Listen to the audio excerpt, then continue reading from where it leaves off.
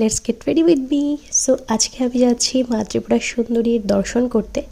So আমি এই purple কালারের ড্রেসটা পরে নিলাম। তো চলো এবার মেকআপটা স্টার্ট করি।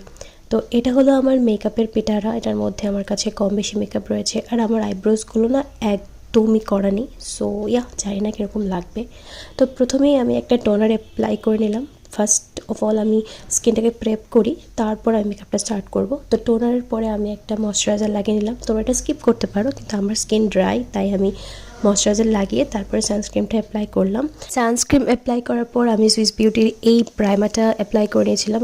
অ্যাপ্লাই করার পর মনে হচ্ছিল যে আমি একটু মেবি বেশিই অ্যাপ্লাই করেছি। তো যাই হোক, তারপর আমি এই মেভলিনের ফিট মি এই ফাউন্ডেশনটা অ্যাপ্লাই করেছিলাম। তারপর খুব ভালো করে ব্লেন্ড করেছি, কারণ ব্লেন্ড না করলে মেকআপটা যতই ভালো বেস করো না কেন ভালো আসে না।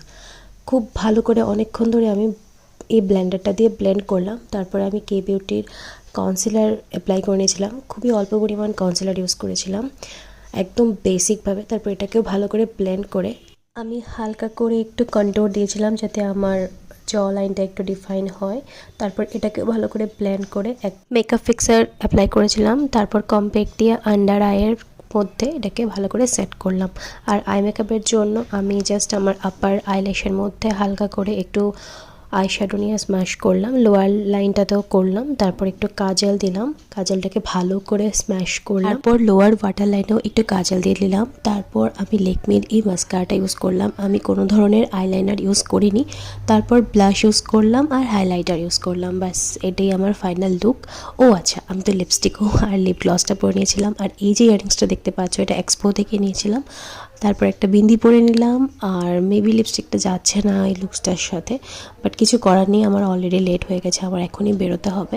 আর চুলটাকে কী করবো বুঝতে পারছিলাম না, তাই কোনো মতো একটা জাস্ট ক্লিপ দিয়ে জাস্ট অ্যাটাচ করে নিয়েছিলাম।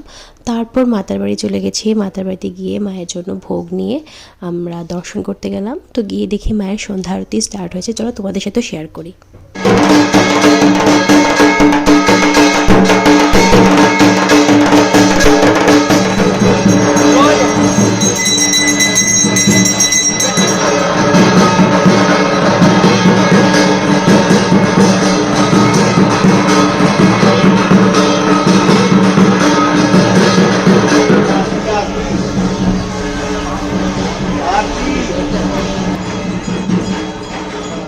আরতিটা অলমোস্ট 1.5 ঘন্টার মতো চলছিল। সন্ধ্যার আরতি সত্যি খুবই ভালো লাগছিল এখানে এসে। আর দেখো, রাত্রে এত লাইটিংয়ের মাতার বাড়িটাকে দেখতে খুবই সুন্দর লাগছিল। সন্ধ্যায়ও কিন্তু ভালোই লোক হয়েছে। So that's it for today. দেখা হচ্ছে নেক্সট ব্লগে।